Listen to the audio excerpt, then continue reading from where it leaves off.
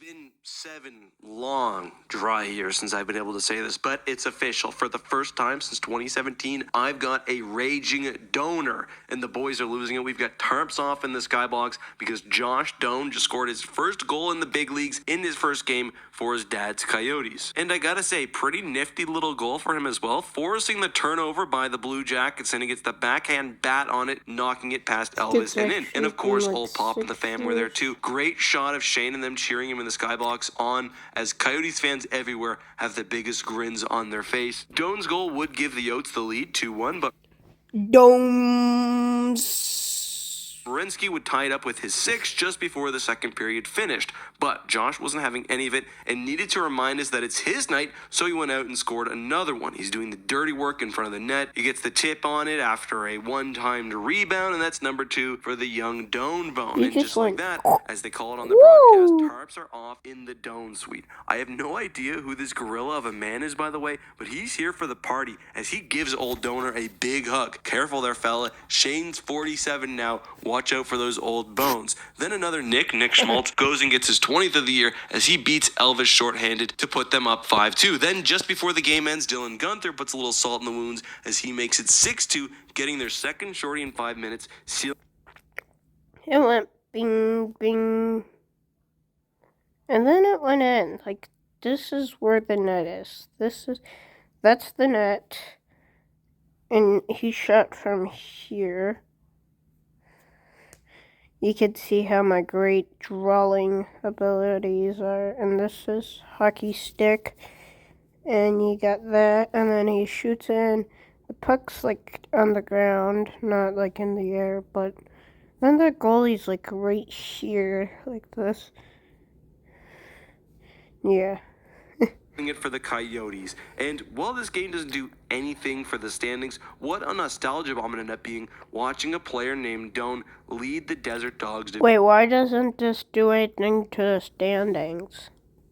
Victory. And my mind throughout all this just goes to Dune, the outsider coming to the desert, the Lisan Al Gaib, the Paul Atreides, that the old country guy.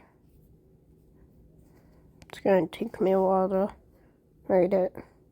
Of course, Shane Doan. Now his son, natural born to the desert, is here. Leto II, he's about to be the God Emperor. But that's for another day because so far he only ended up playing a little over 13 minutes, but he made the most of it with 6 shots on goal. Obviously, those 2 goals, including the game winner, so not bad for your major league debut. Arizona deserves a fantastic, Connor McDavid of a player. Or just Alex Ovechkin of a player. They deserve their own Wayne Gretzky, and I think that they will be successful with their own Gretzky. They deserve this. Kind of sad. He's the first Coyote to score 2 goals in his first game, but that's just now another franchise record held by someone with the last name Atreides. I mean, Doan. The future continues to look bright for Arizona's young skaters. My baby agrees, and I say skaters because everything else around the team seems to be in jeopardy. But I didn't know what that noise was. Make a playoff push, and if so, when? Let us know down below.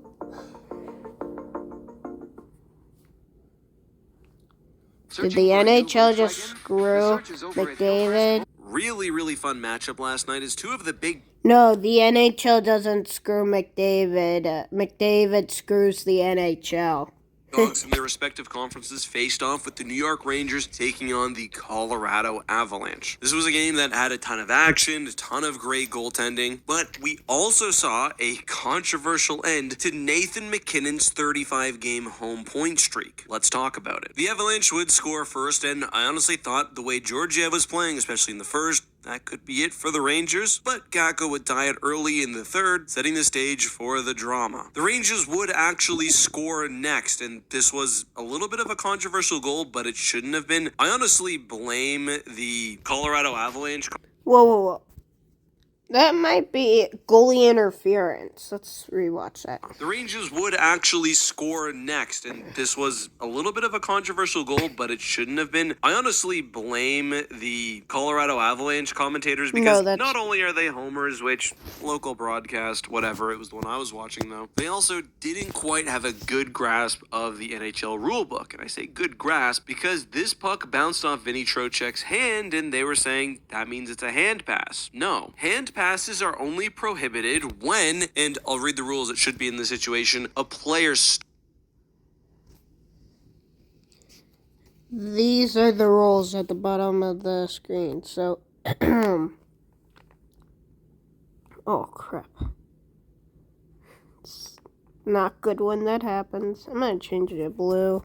Anyway. Stops or bats a puck in the air with his open hand or pushes it along the ice with his hand and directs it to a teammate or allowed his team to gain an advantage. Now, what's prohibited is opening your hand and swatting or batting the puck such that your team has gained possession. This was obviously an incidental... Like if you did like if you're, say, like, take baseball, like how you swing at the upcoming baseball and you're supposed to hit it instead of the umpire getting it,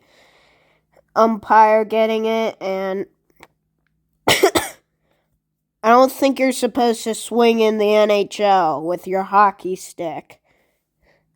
Deflection, it bounced off the cuff of his glove, which is totally allowed. Not a hand pass, not even close. Really, really dumb challenge from Colorado here because they would get the bench minor penalty. Then towards the end of the third, McKinnon passes the puck to Rantanen, who shoots it on net, and it's in. But I thought this was the end to McKinnon's home point streak. Well, what actually happened is Shesterkin makes the save, then Ryan Lindgren actually puts it in the net. The puck was not otherwise going in. It was not like it bounced off the Rangers player, which is whatever. No, this was actually recorded as an own goal, and Rantanen would get the goal as the last player to touch it on Colorado, but that's not the type of thing where assists are handed out. It's like a technical thing. The actual shot beforehand doesn't matter. It's just that he was literally the last player on the scoring team to touch the puck. And I mean, really that makes sense because McKinnon assisted the shot, but the shot wasn't what scored. Anyway, since I already have the NHL rulebook open from earlier, I'll read the specific rule that governs this situation. It's 78.4. It says, a goal shall be scored if the puck is shot into the net by a player of the defending side. People don't use the word shall anymore. You shall eat your breakfast. No, I sound like Irish or something. Me eat my breakfast. The player of the attacking side who last touched the puck shall be credited with the goal, but no assist shall be awarded. And obviously this is distinct from a deflection, which this was not. Colorado has petitioned for the NHL to review this, but they won't be successful. McKinnon's not going to get a point here. Anyway, that would be all for regulation. No goals scored in overtime, so it would go to the skills competition. Rangers would win. It might begin, so next man up. Ready. Hey, shout out to Unwritten Ductories. Okay, Johnny Hockey time. It's time for Johnny Hockey.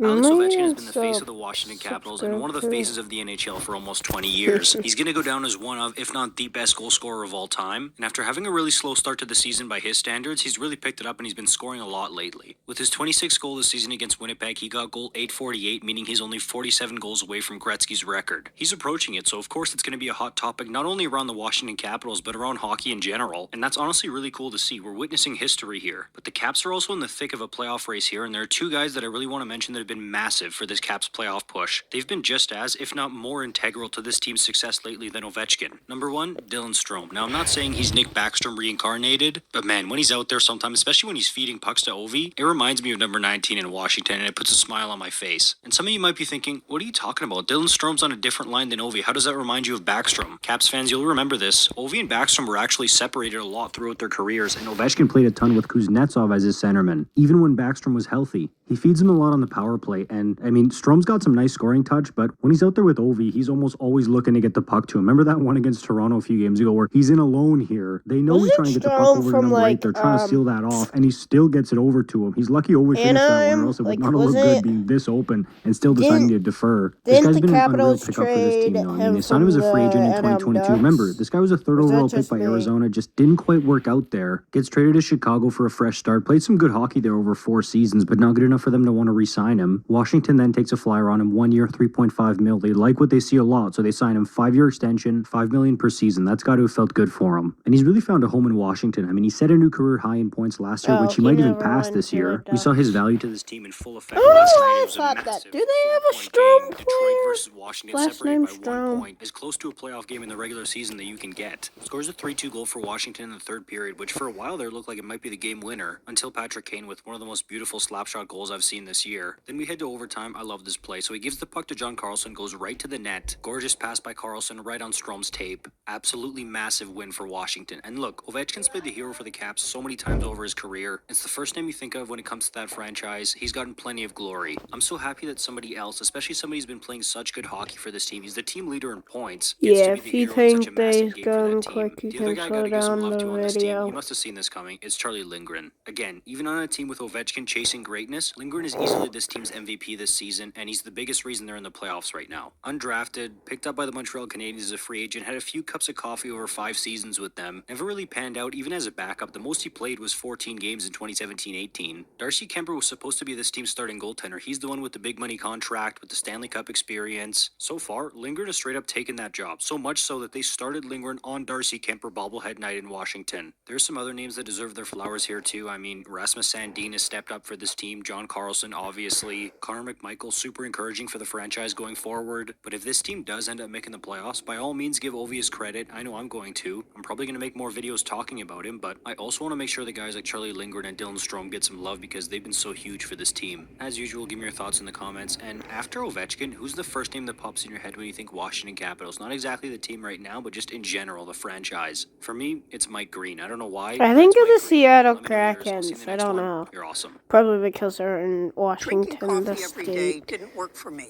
but I couldn't figure out why until I went from 180. Whatever state this ball lands on, I have to